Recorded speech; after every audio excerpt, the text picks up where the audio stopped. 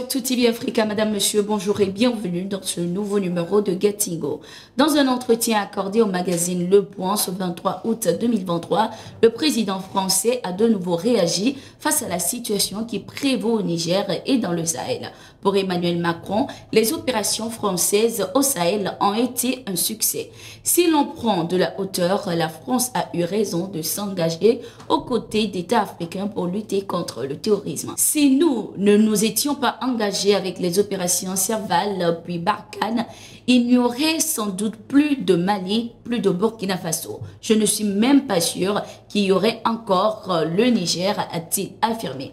Par la même occasion, le président français a de nouveau appelé à la restauration de l'ordre constitutionnel au Niger et à la libération du président déchu Mohamed Bazoum. Il estime que le coup d'État au Niger est un coup d'État contre la démocratie, contre le peuple nigérien et contre la lutte antiterroriste.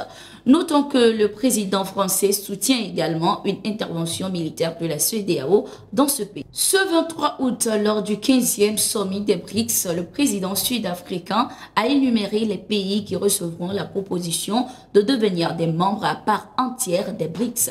Il s'agit de 6 pays, dont 2 pays africains, qui sont l'Argentine, l'Iran, l'Arabie Saoudite, l'Égypte, l'Éthiopie, les Émirats Arabes Unis. Ces pays seront admis au sein des BRICS en tant que nouveaux membres à partir de janvier 2024. Nous sommes tombés d'accord sur la question de l'élargissement. Nous avons adopté un document qui définit les lignes directrices, les principes et les processus pour considérer les pays souhaitant devenir membres des BRICS. C'est très positif, a affirmé la ministre des Affaires étrangères de l'Afrique du Sud, Naledi Pandor. Le président algérien Abdelmadjid Tebboune a dépêché un émissaire à Niamey au Niger ce 24 août 2023. Il s'agit du secrétaire général du ministère des Affaires étrangères, Lounès Magraman.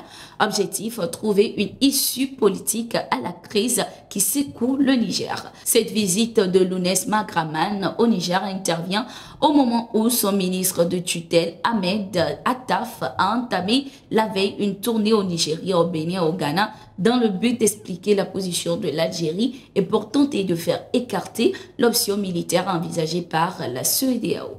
Le Royaume-Uni soutient les décisions de la CEDEAO pour le retour à l'ordre constitutionnel au Niger. C'est ce qui ressort de l'entretien entre le président de la commission de la CEDEAO, Oumar Touré, et le ministre d'État britannique chargé des forces armées, James Appiah, ce 23 août.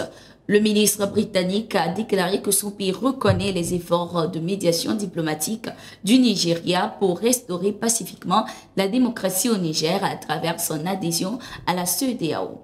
Le Royaume-Uni soutient la CEDEAO dans son appel au rétablissement pacifique de l'ordre constitutionnel et de la démocratie au Niger et nous travaillerons avec la CEDEAO et nos partenaires de toute l'Afrique de l'Ouest pour les soutenir dans cet objectif, a-t-il laissé entendre. Au Zimbabwe, l'élection présidentielle est prolongée d'une journée afin de permettre aux 6,6 millions d'électeurs de voter. L'annonce est faite dans la soirée de ce 23 août 2023 par le président Emmerson Mnangagwa. Ceci en raison de nombreux retards dans les bureaux de vote. Lors de ce double scrutin dans le pays, les électeurs doivent désigner 210 parlementaires parmi les 600 candidats. 11 candidats sont en lice pour la présidentielle. C'était tout pour l'édition de ce jour. Merci d'être resté avec nous. Nous sommes en continu sur nos différentes plateformes et nous vous donnons rendez-vous ce soir à partir de 20h30 pour l'émission Legbe.